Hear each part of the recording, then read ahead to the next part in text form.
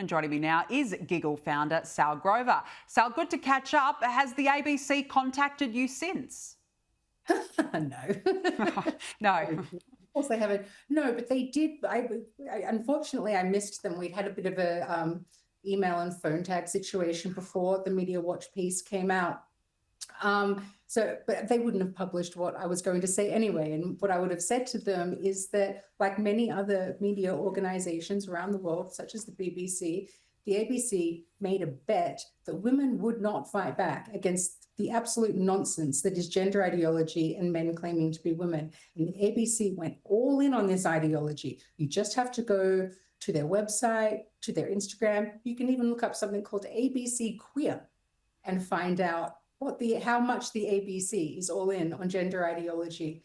But because they didn't anticipate women fighting back like we have, they're now finding themselves in a very, very uncomfortable situation of it being very, very clear they have not reported on this issue accurately. Not only with Giggle v Tickle, but also with Lesbian Action Group. Lesbian Action Group wants to be able to have lesbian-only events, which would be female-only events. And the Australian Human Rights Commission has said, no, you have to allow men who claim to be women in there, so heterosexual men. ABC's never mentioned it.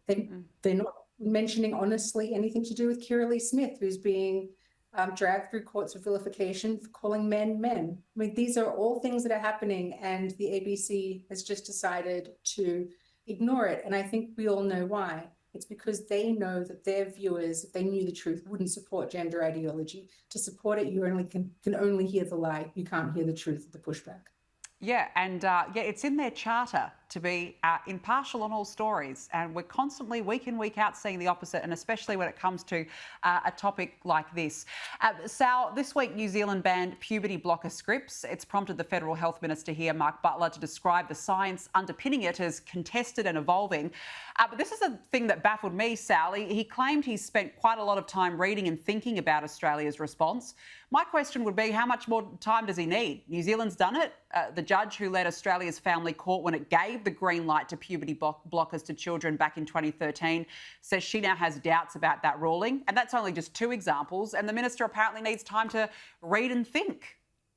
Yeah, I think it should be pretty instinctual that you don't give children life-altering medication based on an ideology. And Australia is just looking increasingly stupid on this issue.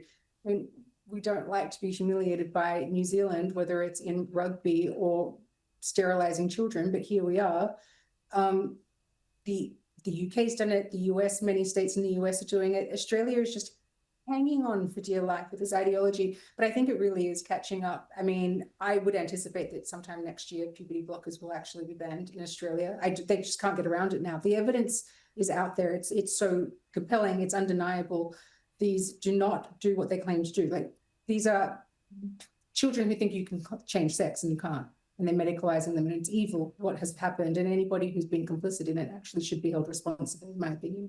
No, I agree with you. Look, I hope that Australia does follow suit, but anything's possible under this Labor government. Sall Grover, nice to see you as always. Thanks very much for joining me on the show. Really appreciate it.